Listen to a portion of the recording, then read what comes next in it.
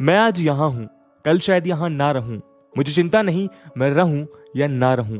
मेरा लंबा जीवन रहा है और मुझे इस बात का गर्व है कि मैंने अपना पूरा जीवन अपने लोगों की सेवा में बिताया है।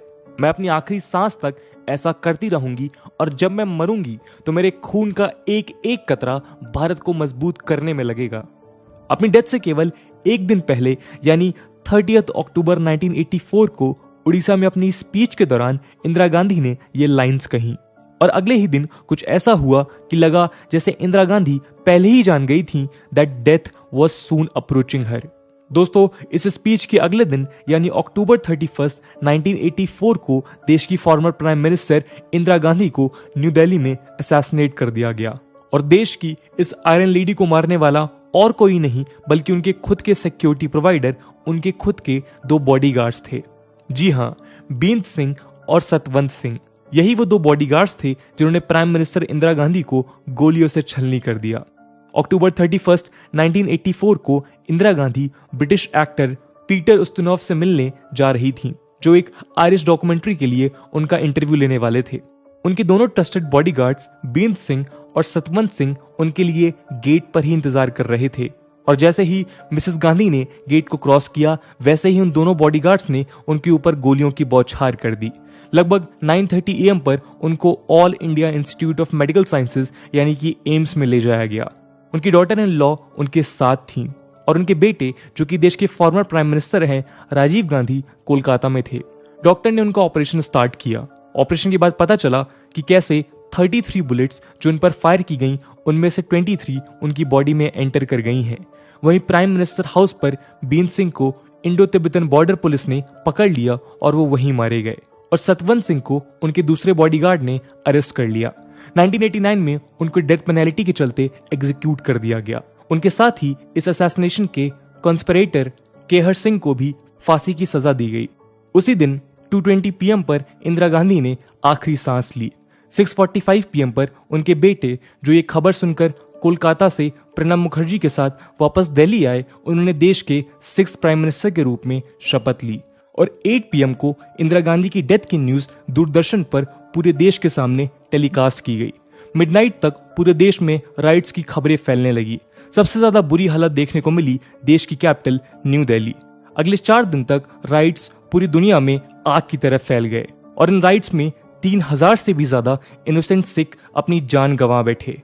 वर्ल्ड मीडिया ने इंदिरा गांधी के असैसिनेशन के रीजंस को जानने के लिए सवालों की बरसात शुरू कर दी, लेकिन यहाँ कोई एक पर्टिकुलर रीजन नहीं बल्कि एक सीरीज ऑफ इवेंट्स थी जिसके चलते ये इंसिडेंट हुआ।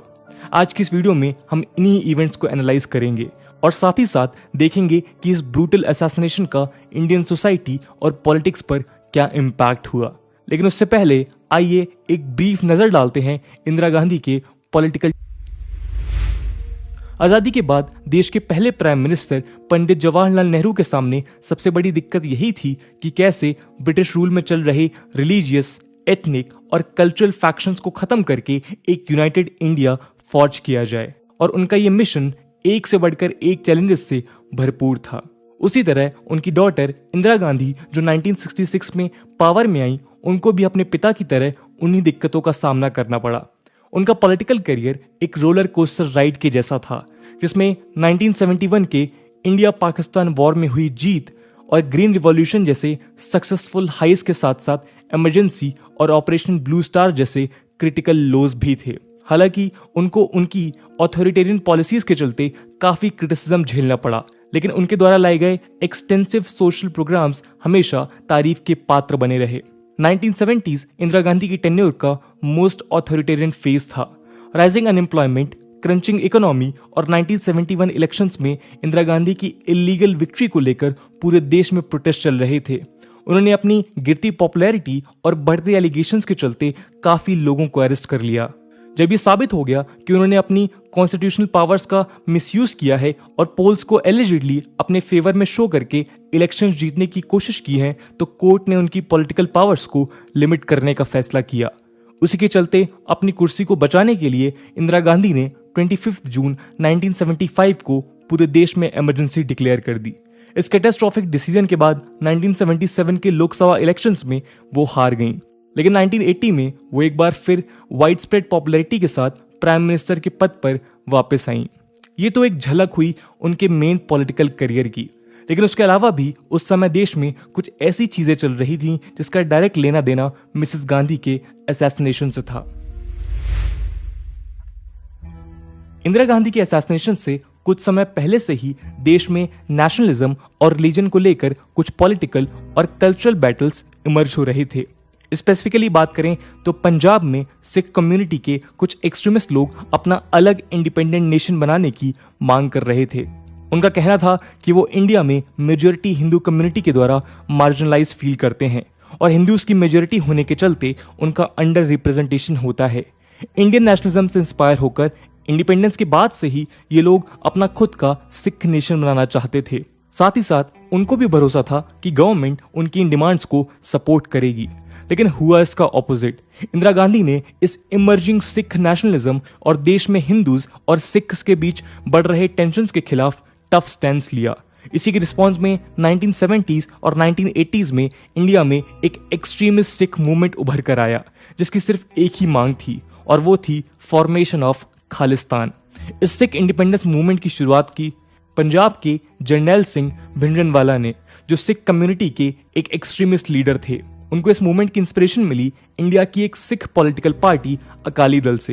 ये पार्टी भी सिख नेशनलिज्म को रिप्रेजेंट करती थी।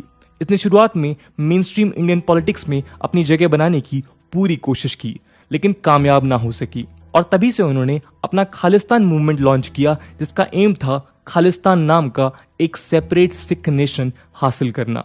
भिंडरनवाले ने अपने फॉलोअर्स को गैदर करना शुरू किया और गवर्नमेंट और दूसरी कम्युनिटीज के लोगों के खिलाफ वायलेंस, मर्डर्स और बाकी डिस्ट्रक्टिव एक्टिविटीज को अंजाम देना चालू किया।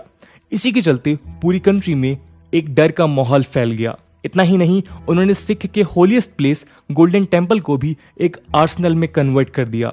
1980s की शुरुआत में ही देश के लोगों ने और उनकी खुद की सरकार ने मिसेस गांधी के ऊपर इन सिख रेबेलियंस के अगेंस्ट कुछ एक्शन लेने का प्रेशर बनाया और इसी के रिस्पॉन्स में इंदिरा गांधी ने तैयार किया ऑपरेशन ब्लू स्टार।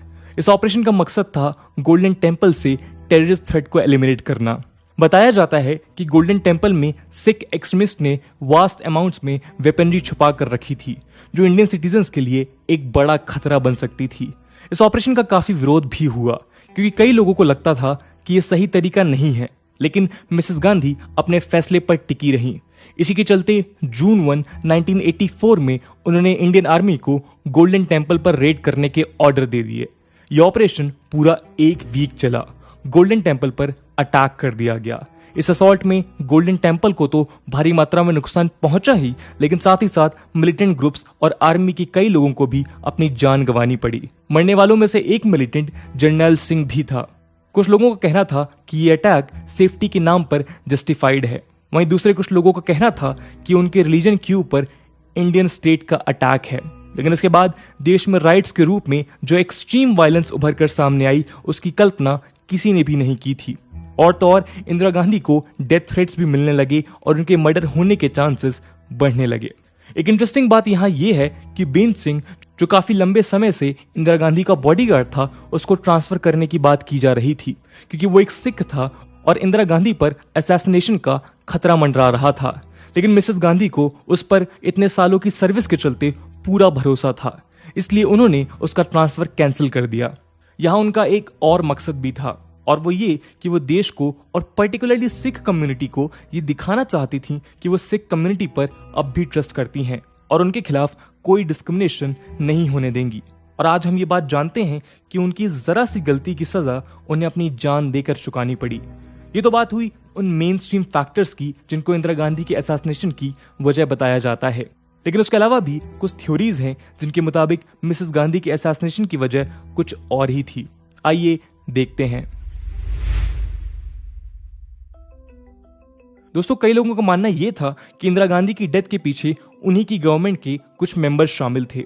इस असैसिनेशन की डिटेल्ड इंक्वायरी के लिए गवर्नमेंट ने 1984 की ही ठक्कर कमीशन ऑफ इंक्वायरी, जिसको जस्टिस मनहर लाल प्रिनलाल ठक्कर हेड कर रहे थे, उसको सेटअप किया।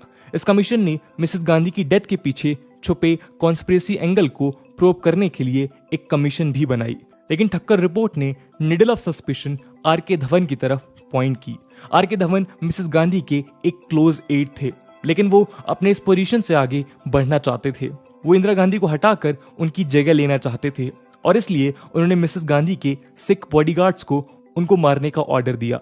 लेकिन ये इन्वेस्टिगेशन कमीशन इस क्लेम को ना तो पूरी तरह से साबित कर पाया और ना ही पूरी तरह से रिजेक्ट कर पाया।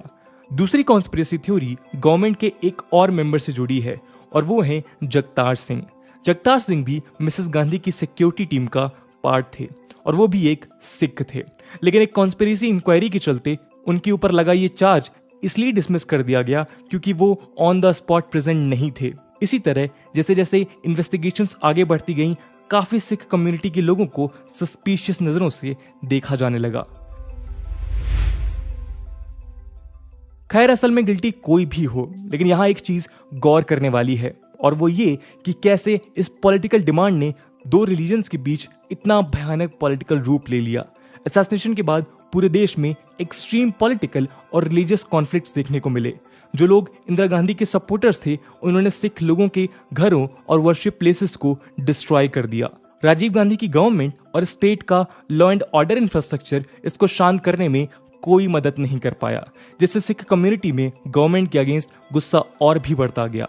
हिंदूज और सिख कम्युनिटी के बीच इस डिवाइड के कारण सिख कम्युनिटी में मरने वाले लोगों की संख्या बढ़ती रही और ये एंटी सिख हेट्रेड का माहौल पूरे एक दशक तक देश में बना रहा और कई मासूम लोग इसमें अपनी जान गंवाते रहे।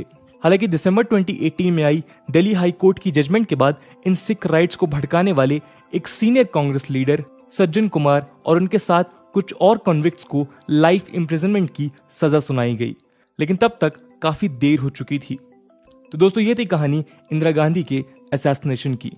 इस पूरी कहानी को लेकर आपका क्या ओपिनियन है, कमेंट सेक्शन में जरूर बताइएगा। आज की वीडियो के लिए इतना ही। आई होप आपको वीडियो पसंद आई होगी और अगर पसंद आई है तो अपने दोस्तों के साथ शेयर करना मत भूलिएगा। हम मिलते हैं अगले वीडियो में, तब तक के लिए जय हिंद, जय भारत।